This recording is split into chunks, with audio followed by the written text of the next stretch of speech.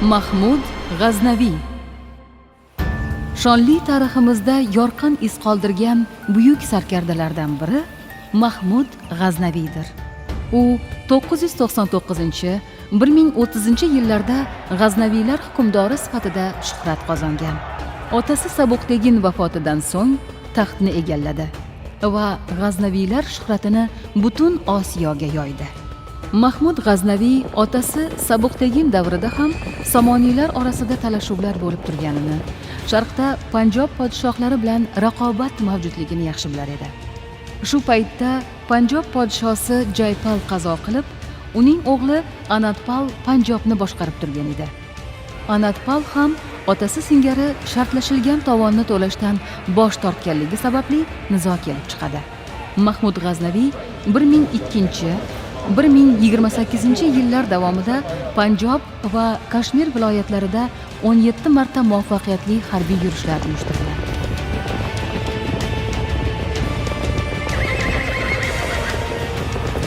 Mahalliy aholini islom diniga kiritgan. Uning G'azna sultoni sifatidagi bu xizmatlari e'tirof etilgan. Xalifa unga Yamin ud-Davla, ya'ni davlatning o'ng qo'li degan yuksak unvonni berdi. Shundan keyin Mahmud G'aznaviy o'zining g'azovat urushlari silsilasini boshlab yubordi.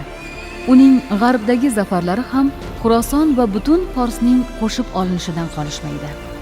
Shuhrati cho'qqisida u Hindistondagi Jamna daryosi bilan g'arbdagi Dajla daryosi o'rtasida joylashgan bepoyon kenglik hukmdori bo'lib turdi. Islom qahramoni sifatidagi shon shuhrati bilan Mahmud G'aznaviyga bas keladigan hokimi mutlaq yo'q edi. Mahmud G'aznaviy arab va fors tillarini puxta bilgan. Turkiy tilda she'rlar bitgan. O'z davlatining poytaxti G'aznada nodir kitoblardan katta kutubxona to'plagan.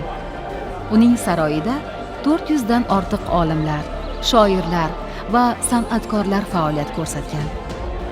Buyuk mutafakkir Abu Rayhon Beruniy, Fors geografi va tarixchisi Abu Said al-Gardiziy, Fors shoirlari Farrohi Sistoniy, Unsuriy va Manuchehriy, qolaversa Ibn Sino, Al-Farabiy kabi siymolar Mahmud G'aznaviy zamonida porlagan ilm-fan hamda madaniyat arboblari edi.